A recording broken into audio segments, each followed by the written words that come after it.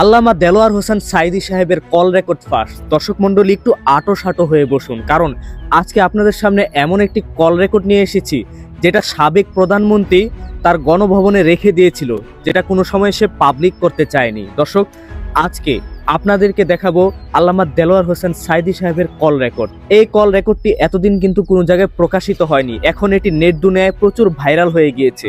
I love you আল্লামা দেলোয়ার হোসেন সাঈদী সাহেব, আমরা সবাই আপনাকে আল্লাহর জন্য ভালোবাসি। দর্শক মণ্ডলী, যিনি 10-11টি বছর জালিমের কারাগারে বন্দী ছিলেন অনেক কষ্টে, যিনি কালেমার দাওয়াত দিতে গিয়ে এত কষ্ট সহ্য করেছেন, যাকে সাবেক প্রধানমন্ত্রী তিলে তিলে মেরেছে, এবং আপনারা সকলেই জানেন তিনি হাসি মুখে হাসপাতালে ঢুকলেন এবং বের হলেন মৃত লাশ হয়ে। আপনারা সকলেই জানেন এটি একটি ষড়যন্ত্র।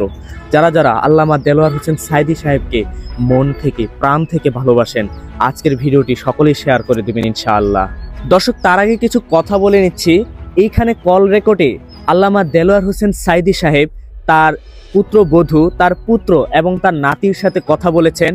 আপনাদেরকে সকল কথাগুলি দেখানোর চেষ্টা করব, তো আপনারা সকলেই মনোযোগ দিয়ে ভিডিওটি দেখতে থাকুন।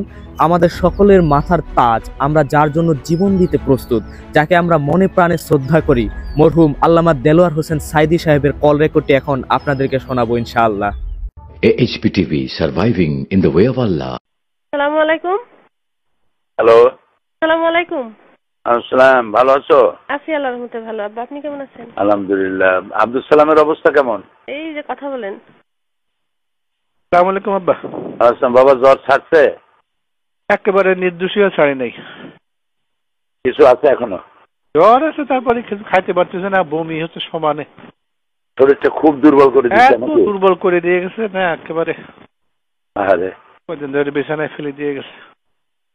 এটা কি জ্বর? কি বলে ডাক্তার? ওষুধপত্র খাইছো কিছু? হ্যাঁ, কালকে রাত্রে তো আমাকে শিবির নিয়ে গেছিল ডাক্তারের কাছে। সিজনাল জ্বর সম্ভবত ধরছে।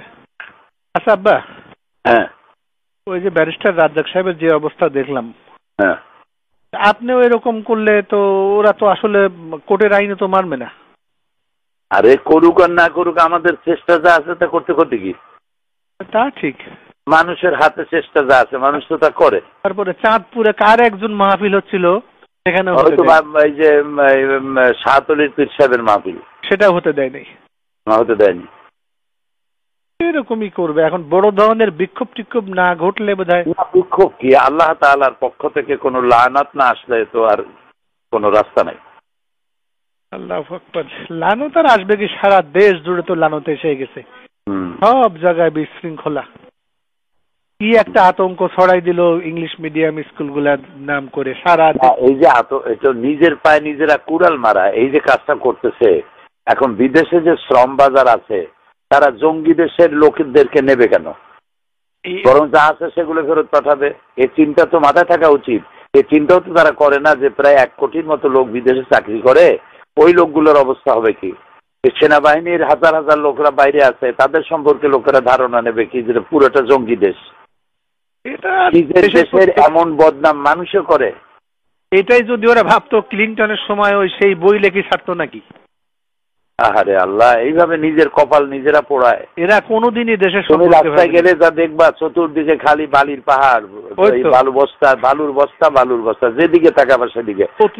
দেশ একটা যুদ্ধের প্রস্তুতি চলছে। তাই তো দেখতেছি, পত্রিকায় দেখতেছি তো এরকম।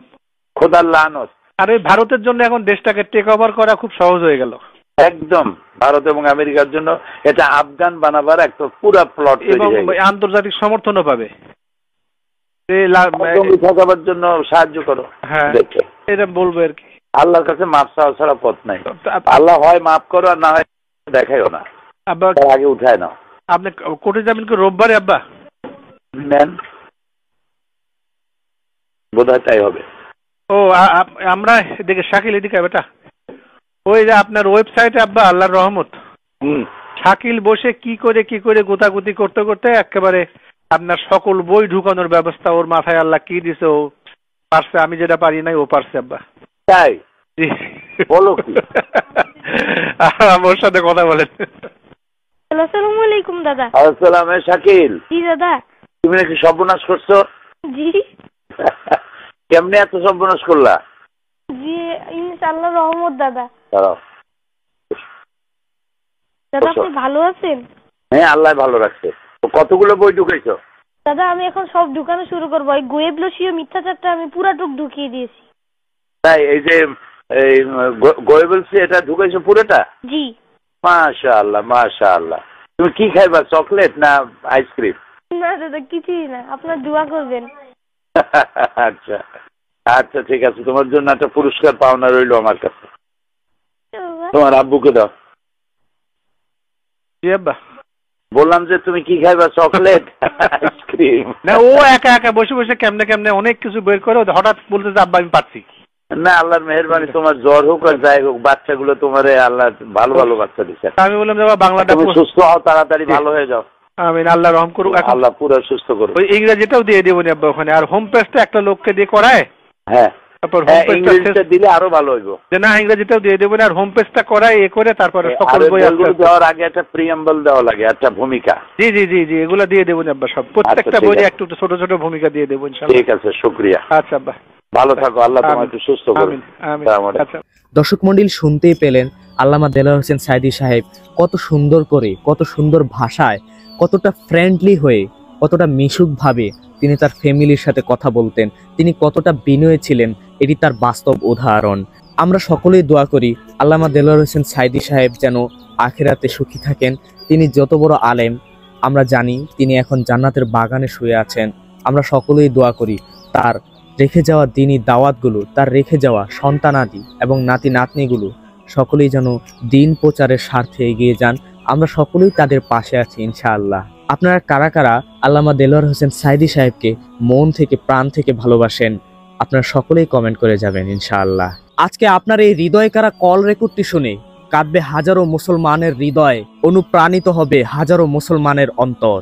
দর্শক মণ্ডলী, যিনি 10-11টি বছর জালিমের কারাগারে বন্দী ছিলেন অনেক কষ্টে, যিনি কালেমার দাওয়াত দিতে গিয়ে এত কষ্ট সহ্য করেছেন, যাকে সাবেক প্রধানমন্ত্রী তিলে তিলে মেরেছে, এবং আপনারা সকলেই জানেন তিনি হাসি মুখে হাসপাতালে ঢুকলেন এবং বের হলেন মৃত লাশ হয়ে। তো দর্শক মণ্ডলী, এই ছিল আল্লামা দেলোয়ার হোসেন সাইদী সাহেবের হৃদয় বিতারক কল রেকর্ড। আমি জানি আপনারা যারা যারা তাকে ভালোবাসেন, কল রেকর্ডটি শুনে অনুপ্রাণিত হয়েছে আপনারও অন্তর, একটু হলেও কেঁদেছে আপনার অন্তরটি। যদি আপনি ধর্মপ্রাণ মুসলমান হয়ে থাকেন, অবশ্যই আল্লামা দেলোয়ার হোসেন সাইদী সাহেবকে পছন্দ করেন, মনে প্রাণে ভালোবাসেন। আজকের ভিডিওটি এই পর্যন্ত, এবং এরকম আরো নিত্য নতুন ভিডিও পেতে অবশ্যই চ্যানেলটি সাবস্ক্রাইব করে পেজটি ফলো দিয়ে পাশে থাকবেন। আজকের মতো এখানেই বিদায় নিচ্ছি। আসসালামু আলাইকুম ওয়া রাহমাতুল্লাহি ওয়া বারাকাতুহু। সাবস্ক্রাইব করুন AHP টিভিতে। AHP TV, surviving in the way of Allah.